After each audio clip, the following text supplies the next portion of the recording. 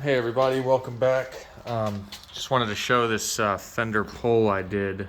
Customer's got some real fat tires, so this was flat. Angled it out, gave it a nice pull, and then flattened up the fender inside there. The roll and pull is usually a pretty interesting thing to do with the roller, but I wanted to show how somebody might do it with the fender finisher for the front, because of these being so light of metal, real frail. You can hear the difference. So much lighter up here that the fender roller itself, when I do the back, it's real thick, so I can wrench on it. I'll do a video on that at a later time.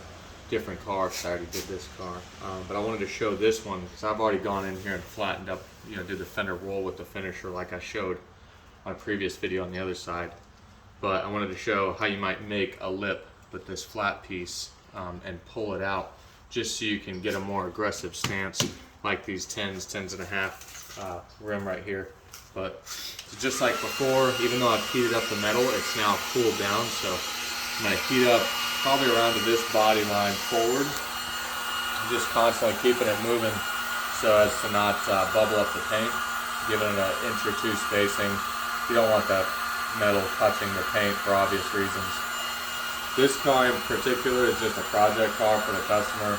He's going to end up getting it wrapped, painted later on, so he wasn't too concerned with the paint, but I still try to keep, care enough of it.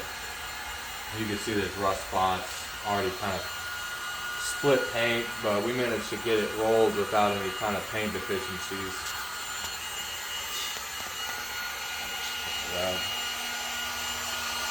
And once this whole area is nice and hot,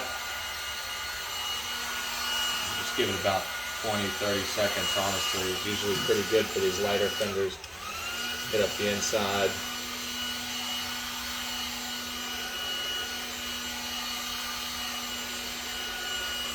Touch it back. A little bit more.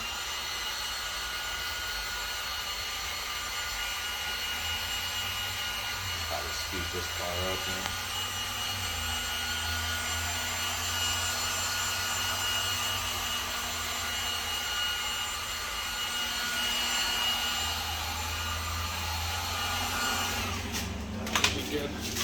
You're going to take this smaller piece and you're going to put it in there just nice and flat, and then you're going to start working your way forward. You're going to take pinch and then pull it out just a little bit at a time. Just a little bit, and you can see it's starting to create that line. You want to stick to that line and just follow it all the way around, giving it just a little bit to have a stance. It's going to be a little bit tougher in the center up here, but it's going to look, so I'll probably take that and finish that out just a little bit.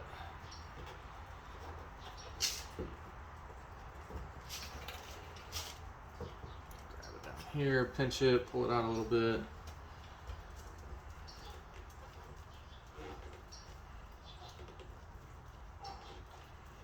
We're just going to work our way down and around all the way to the fender well, match up the front side on the other side, which came out pretty good.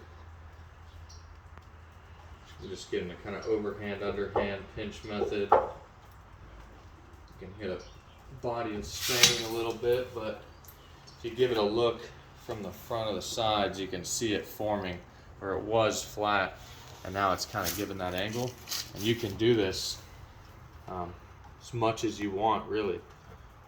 If you want the bottom to be flared out a little bit more than the top edges. This is probably something you wouldn't do on a nice new car, obviously, but for a project car that somebody's just going to tear around the streets, no problem at all. But I'm going to keep doing this, but I figure it's probably a good point to end, just showing the basics of it. Fender tool is pretty useful, the fender finisher. It's probably $49. I'll probably put a link in there. But yeah, let me know if you have any questions in the comments.